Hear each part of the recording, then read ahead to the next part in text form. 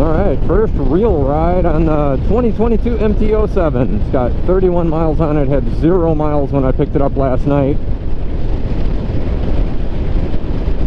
Had to trek it all the way across the state. It was literally over on like the west coast of Michigan was the only place that I could find one, and they ordered it in December. And it just showed up yesterday, June 10th. Is when I went and picked it up.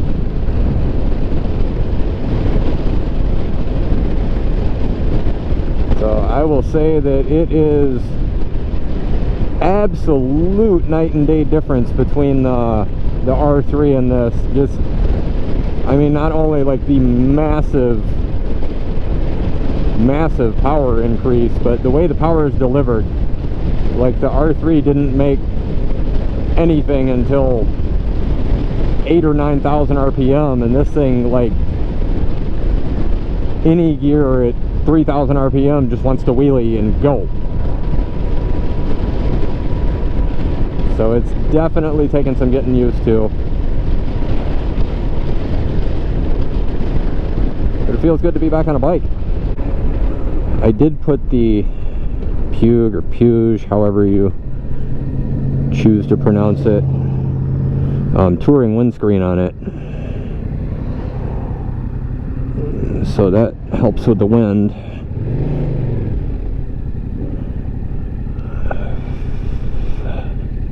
Some, but not quite as much as having the fairings on the R3. It's chilling right there.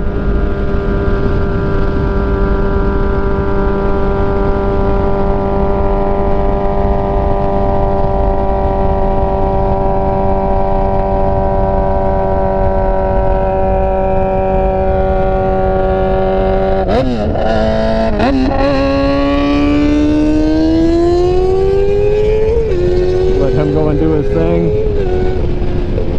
Rolling along.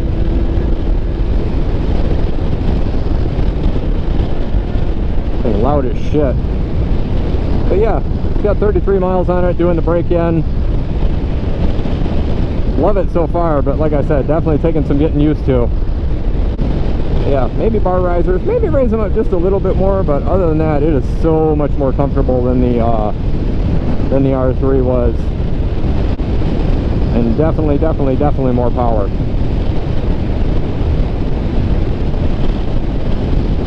I think if you're sticking with sport bikes, if you're going from the R3, like the R7 would be the natural progression,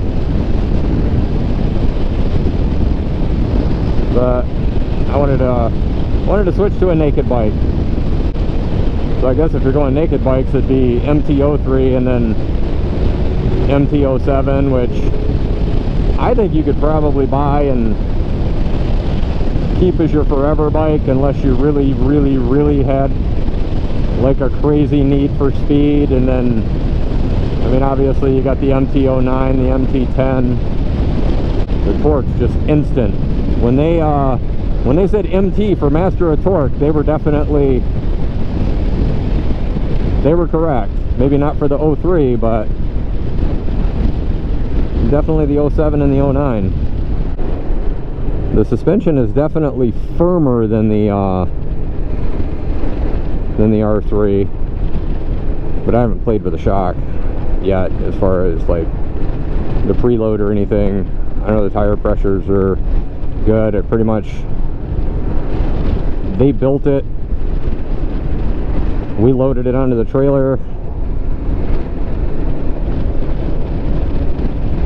God, this thing downshifts so smooth you can't even tell that it clicked into gear. You gotta look down and see. It definitely, the riding position is going to take some getting used to, because it's way more upright, and my feet, I'm used to, I mean, sport bike positioning, so that's going to take some getting used to. And when I put my feet down, I can feel the pegs right at the back of my legs, and I'm not used to that. But yeah, it definitely makes enough power. They say that they're like, you could buy, you know, skip the 300. You can buy an MT-07 and use it as a beginner bike and then grow into it.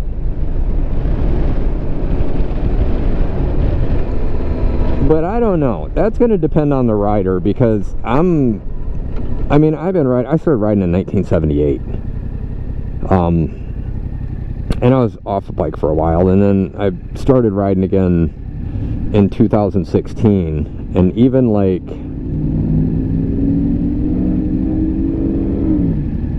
with that experience, getting on this, it's still like, it surprised me. And part of it, the throttle, everybody refers to the throttle as snatchy, and yeah, it is. It could definitely use to be smoothed out. I think an R6 throttle tube may help that. It'll shorten the throw, but I think it smooths it out a little bit. And the fueling, it definitely needs an ECU tune, not necessarily to make more power, but just to smooth out the fueling. So I think that would help a lot too. But yeah, you can definitely get yourself in some sketchy situations with it. I mean, it's not scary, but there's definitely enough power there that if you're a beginner, you could scare yourself with it. So my best advice, if you want to start on an 07, like if you've got a lot of dirt bike experience and stuff like that, you know, when you rode off-road for a while, or you do ride off-road currently and stuff like that, then yeah, the 07 would probably be fine for you.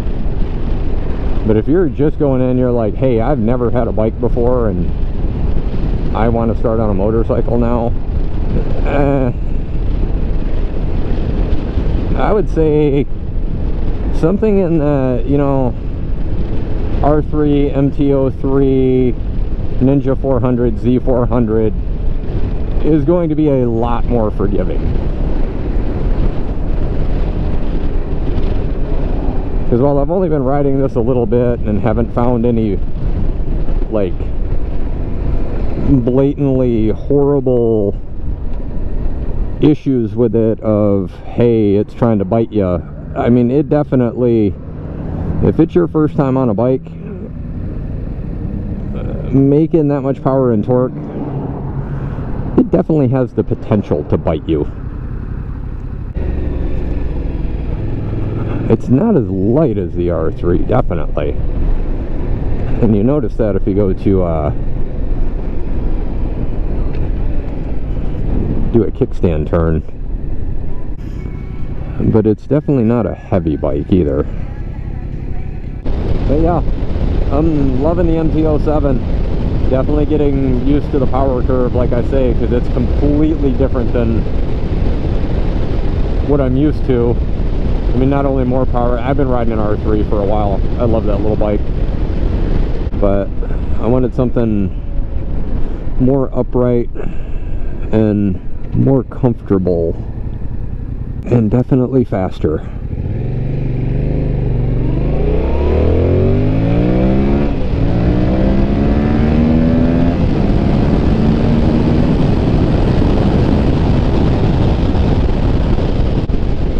I don't want to get too crazy with it. I haven't even broken it in yet. It's got 52 miles on it. I gotta tighten down that mirror. It keeps moving. I thought I had it tight when I put it on, but apparently not. The wind keeps folding it in. Somewhere above 80 or 90 miles an hour, it keeps folding the mirror in. But yeah, loving the color, loving the bike. It's definitely taking time to get used to a naked bike, because there's a lot more wind. The windscreen does help, but it's still like super windy compared to my sport bike with the fairings. Good God, somebody railed a skunk. But yeah, I can definitely see the appeal of the R7 if you like sport bikes. This power plant is solid performer. I can't wait to get the exhaust on it and actually be able to hear it. This thing is so quiet. Like, you can hear it if you really get on it, but like right now I cannot hear the exhaust on this bike at all. So I got carbon titanium exhaust coming for it. Shout out to Biohazard Cycles, because I mean, it's been on intergalactic back order. They've been trying to get it since March, but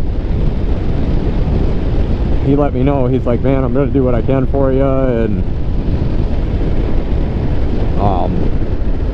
went through some other distributors. Let's check the PO box while we're here in town. But yeah, he tracked it down from another distributor and then messaged me and said, hey, I'll have it for you. It's shipping Monday. So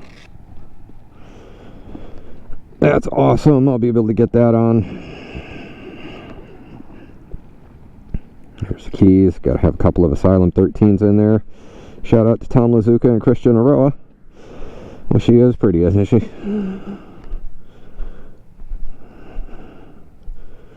I love those wheels. Alright. They got the horn in a weird place on this too, like the high-low beams right here. I love that they have the trip computer thing of it. Can you tell I have ADD? Because I've covered like 9 different subjects in 3 minutes. But I like that they've got the trip computer over here, but it just seems weird having the horn here. Seems like it should be down lower. But the turn signals take some getting used to as well. But it does have 4-way flashers, which was nice of them to put on there. More bikes need to be doing that. I don't know. This is the first bike that I've owned that's had 4-way flashers on it.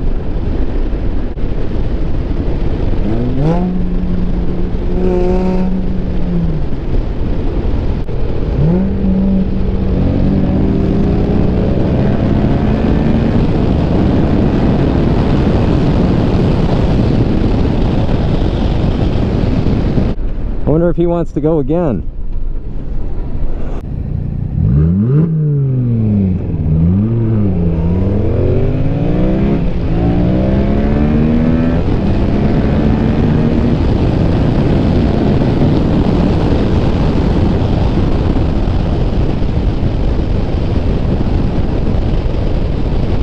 Nope, I don't think he wants to go again. That was fun. Anyway, now that the fun's over and I'm done racing that guy in the GTI. Bottom line, love the bike. Can't wait to see what it's got to offer when we get some more stuff going.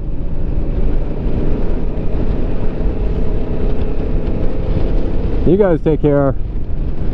Maybe I'll start doing more content. I just kind of did this on a whim. I haven't been doing YouTube too much lately. I've been doing a lot of TikTok. Road Rage 810 there. So you guys take it easy and we'll catch you next time.